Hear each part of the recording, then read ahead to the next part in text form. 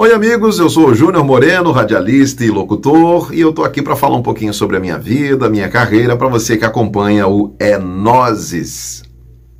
Primeiro falando de como tudo começou, né? Eu participava de um projeto, era muito jovem, tinha ali 14 anos de idade, participava de um projeto musical, e aí me convidaram para dar uma entrevista numa rádio da cidade. Estava em Souza, na Paraíba, meus pais são paraibanos, eu sou de São Paulo.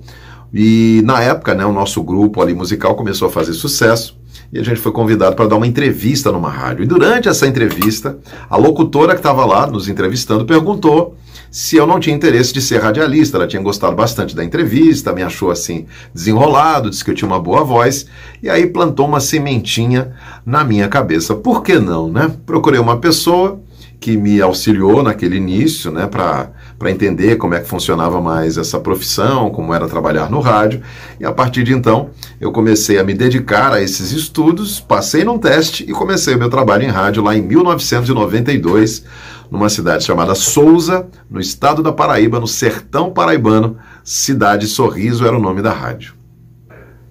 Sobre a minha carreira, já trabalhei em várias emissoras, não só na Paraíba, foi lá onde tudo começou, mas eu trabalhei também em outras emissoras de Pernambuco e também da Bahia. Ainda na Paraíba, eu trabalhei, além da Rádio Cidade, onde comecei, na Souza FM, 94 FM, depois na Liberdade FM, e fiz trabalhos para outras emissoras também, outras rádios da Paraíba. Depois foi a vez de pousar em Pernambuco, aí eu fiz trabalhos na Rádio Grande Rio, também em Recife, na Rádio Clube, a centenária Rádio Clube, e na Bahia, na Transamérica, em Juazeiro, lá limite ali com Petrolina, Pernambuco, e agora eu estou aqui na Bahia FM, em Salvador, capital baiana, desde 2016. Justamente nesse início, né, como eu falei agora há pouco, eu precisei conhecer um pouco mais sobre rádio, locutores, e eu tive uma infância musical. Quando eu morava em São Paulo ainda, meu pai gostava muito de acompanhar rádios, então tinha alguns comunicadores que eu já tinha uma certa identidade na época, né?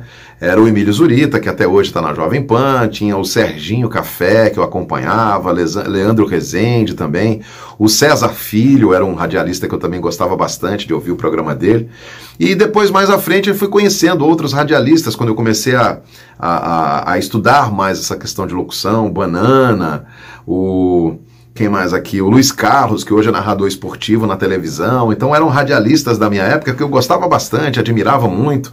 O Fernando Gasparetto, que fazia um programa popular na época ali no início dos anos 90, também tinha um estilo de locução diferente de outros, assim, eu gostava bastante, o jeito como ele lidava com o público. Então foram vários locutores, radialistas que nesse início de carreira me inspiraram bastante, né, a procurar ali um modo, um meio de me comunicar com os ouvintes.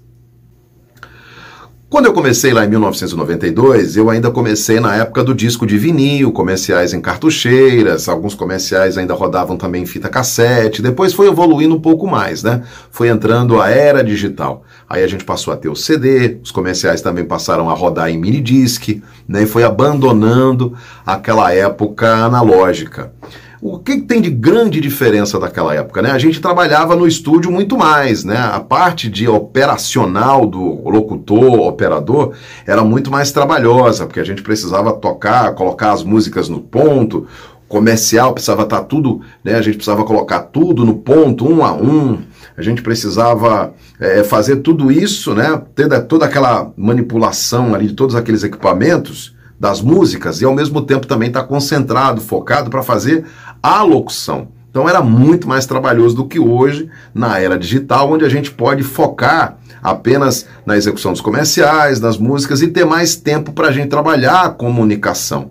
Embora a gente hoje tenha mais tempo de trabalhar a comunicação, o que mudou um pouco de lá para cá foi que justamente a comunicação ficou mais ágil, mais rápida. O locutor de hoje em dia fala menos do que falava aquele locutor de outrora, embora isso tende a mudar, porque com a chegada dessas redes de streaming, né, Spotify, né, como a gente já conhece aí que, né, tem o Deezer e outras redes também de streaming, onde as pessoas ouvem mais música do que informação, então as rádios estão tendo essa tendência agora de voltar a ser uma rádio mais comunicativa, para ganhar a diferença dessas plataformas no que diz respeito ao cuidado com o que o ouvinte vai ter de informação, de comentário, de trânsito, de comunidade, que essas plataformas, elas são apenas musicais.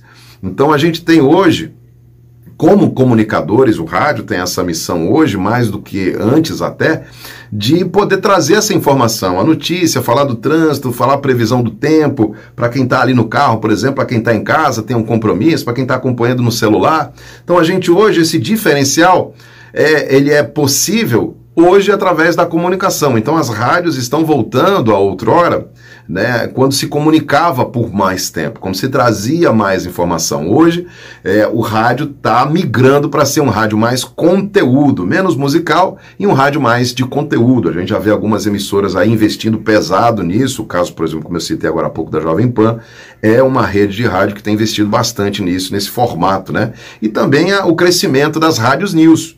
Globo News, CBN, Band News, são emissoras que são voltadas para a informação e que têm ganhado mais destaque aí nos últimos anos, justamente por essa questão de conteúdo. E atualmente, desde 2016 até agora, eu estou na Bahia FM em Salvador, uma rádio que faz parte do sistema da Rede Bahia, né, junto com a Bahia FM. Também temos aqui a Jovem Pan Salvador, a GFM, que é voltada para o público adulto, a Jovem Pan para o público jovem, e a Bahia FM tem uma co-irmã que fica em Itabuna, que a gente chama de Bahia FM Sul, que ela está situada na região sul da Bahia, que atende também milhões de ouvintes naquela região. E aqui na capital nós estamos em terceiro lugar de audiência. A gente pede também para a nossa irmã, a GFM, né, que é primeiro lugar no público adulto, né, e segundo lugar no geral, e a gente está nesse momento no terceiro lugar, mas batalhando aí dia após dia para a gente continuar crescendo cada vez mais na audiência. Eu estou no ar sempre das 5 às 9 da manhã, de segunda a sexta-feira. A gente tem um programa religioso entre 5 horas e 6 minutos, eu ao lado de um padre, também de outros colaboradores, né, trazemos esse programa que se chama Minha Fé. Depois a gente tem um rádio conteúdo, como eu falei, que é um programa de jornalismo, onde a gente também tem um pouco de entretenimento, o programa direto da redação, são as primeiras informações do dia, a gente traz um pouco de trânsito, traz oportunidades de trabalho, o calendário de vacinação do dia, comentários políticos também a gente tem dentro do direto da redação. E na sequência, um programa chamado Manhã Total, tem muita música, também tem ainda conteúdo de informação, a gente fala de previsão do tempo, de trânsito, a gente continua falando, traz também momentos de oração dentro do programa, do Manhã Total. Então, um programa com mais variedade, né? Além de muita música, também a gente tem essa questão do conteúdo, mas a música é mais predominante dentro do Manhã Total. E assim a gente faz esse horário de segunda a sexta-feira, das 5 às 9 da manhã. Espero que tenham gostado de conhecer um pouco mais aí sobre a minha carreira, sobre o que me inspira, sobre onde é que eu estou trabalhando agora, essa visão, né, do rádio que passou, do rádio que está chegando. Espero poder ajudar você que está sempre aqui assistindo o conteúdo do É Nóis. É Nóises, né? É Nóis aqui também. Tchau.